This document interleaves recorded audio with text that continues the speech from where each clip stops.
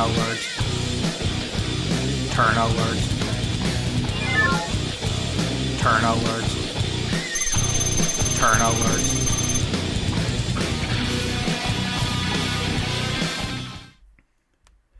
What is going on, guys? This is the Club of the Man 1993, and this is episode number 332 of WWE Turn Alert.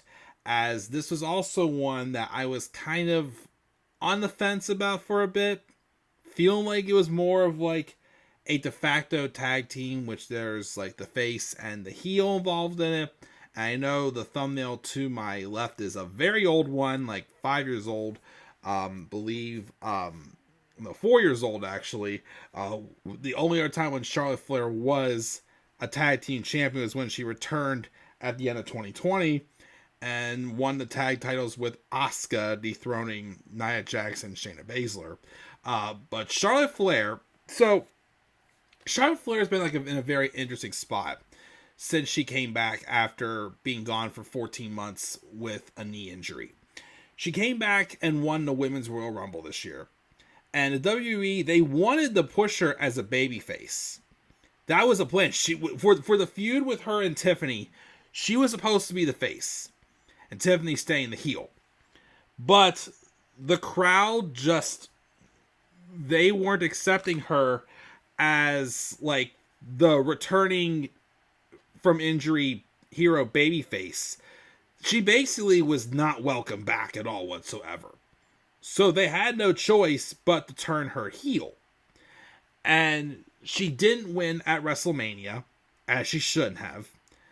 And that's when they kind of woke up and said, because I've been saying for years, the reason why the fans reject Charlotte Flair is because she really hasn't had that feud without a championship. Well, the main event championship.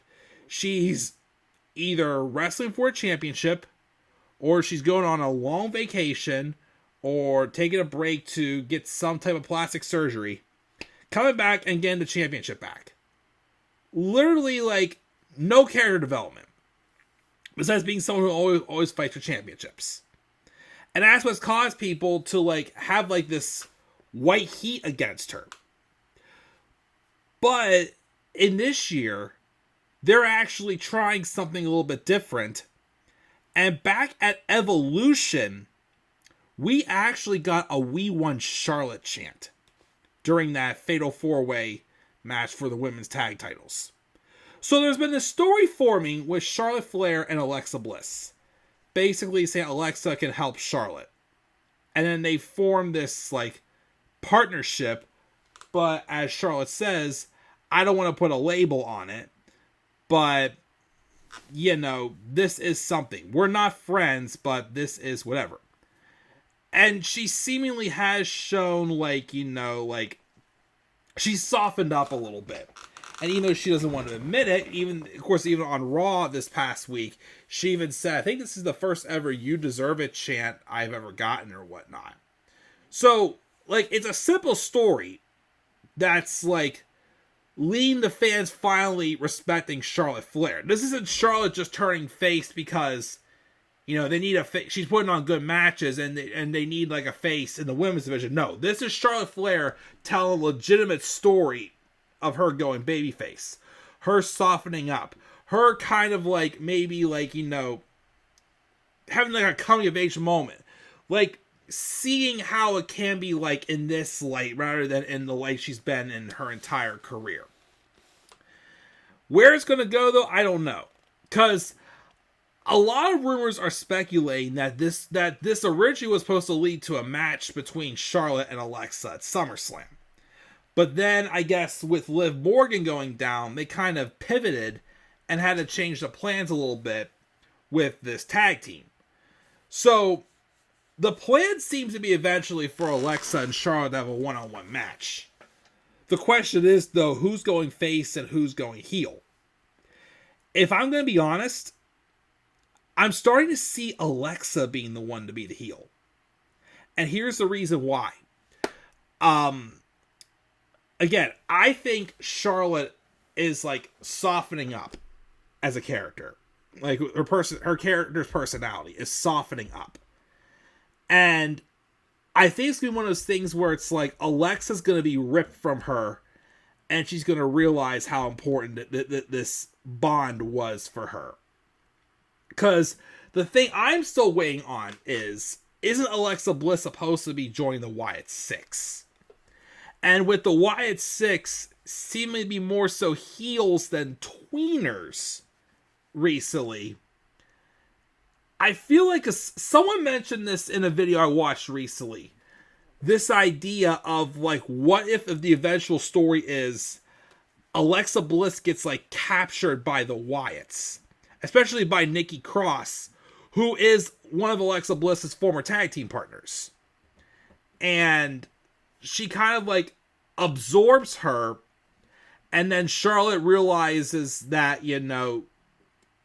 she really like, goes full on face and is like, geez, that partnership with me and Alexa, that friendship really meant something more than it was. And that's what leads to the match with her and Alexa. That could work with getting Charlotte the proper babyface sympathy the WWE has probably want her to have for a long time. Because, as mentioned before by a lot of people, if you thought Vince McMahon loved Charlotte Flair, Triple H, I think, is even more of a Charlotte Flair fan than Vince McMahon. Because you've noticed also, since Triple H has taken over, most of the time Charlotte's been a babyface. And again, the plan was never for her to be the heel for her WrestleMania match with Tiffany Stratton. But again, because of the fan backlash, they had no choice.